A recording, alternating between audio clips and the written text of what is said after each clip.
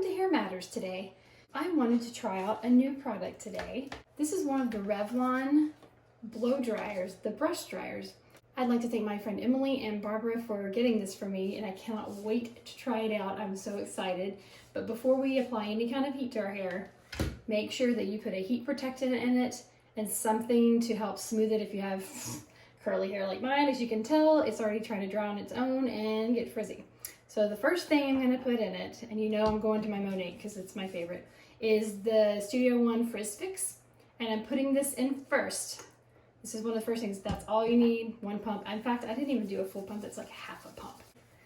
And you don't want to do too much or too heavy. Just kind of get it in there a little bit. I'm going to be using quite a few things this morning just because when I style it like this and it's humid outside, which it is right now, I don't want my hair to go wacky.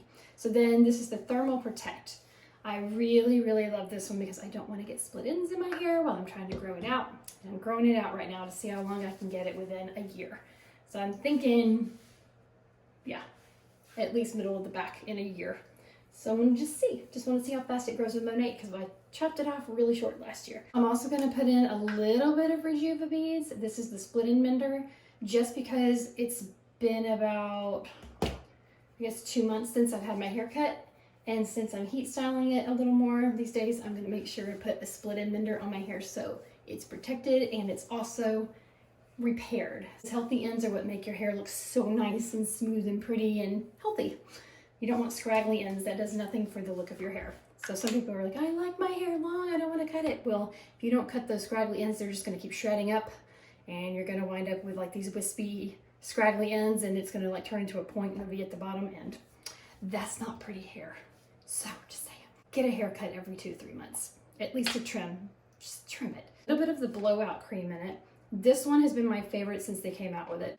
It prevents heat damage, so there is some protector in this, so if you only want to use this, that's fine. I just like an extra thermal protect shield on mine because I don't want to damage my hair at all. I'm really particular about damaging my hair. And this one I flip over for. If you notice, I go to the bottom first, then work my way through it because you don't want to put all the product right on top or right on your scalp, in fact, because then your hair gets weighed down and looks icky and nasty. All right, then always brush it through.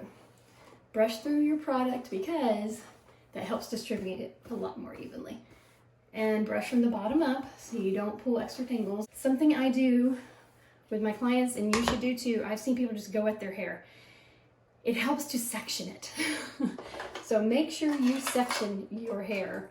That is the way to get every bit of it nice and even and clean, and that you really get it dry in those sections. Take either your pointer fingers or your thumbs, depending on what you're most comfortable with, and pull them back and make them meet in the back. That way you have a pretty even section. And I just twist it, and I use these little clippies. These are awesome. These are just like butterfly clips, I guess. And again, with my fingers, separating little sections like this. An inch, inch and a half wide. You get any thicker than that and your hair doesn't want to dry very easily. And also, if you do this ahead of time, like I'm doing, it makes it a lot easier and quicker because all you have to do is pull out the clip and keep going. So that way my thumbs meet and I can tell where I need to stop. And if they meet up, then I usually get a fairly straight section. I don't know how straight that is. I can't see it in the mirror right now. And I usually split it in half, throw it over my shoulder, and this is how I do it. I'm going to try this out and show you a few sections, and we'll see how it works, and I'll give you my honest opinion. A cool and a low and a high. So I'm going to do, let's start with low, and then I'm going to do a high. Cool is probably for setting the hair. So when your hair's hot, it's shaping. Once you hit cool, that really makes it smooth and shiny and helps it to maintain that curl or flat iron or whatever you're doing. All right. And my hair is still pretty damp. It's not wet, but it's not dry either. I can already tell that low is going to take too long, so I'm going to take her up to high.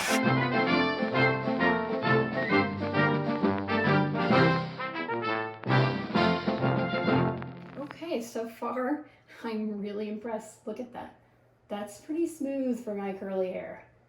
And it turns under a little bit, gives it a lot of volume.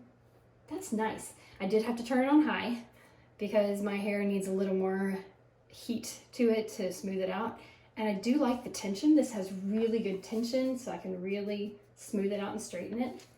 It does, I will tell you this, on high, it does get a little warm on your neck. It's not like it's gonna burn me, but you can definitely tell there's some heat. So don't let it just like sit against your skin. I would say just keep it moving, but pretty impressed. Let's try the other side, and then we'll finish the whole thing with it.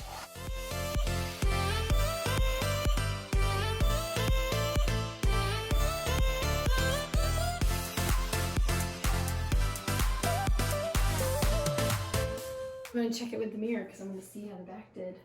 Wow, that's actually pretty impressive. There's no creases, no waves. That's great. Okay, let's finish this up and let's see how the final look looks. I'm excited.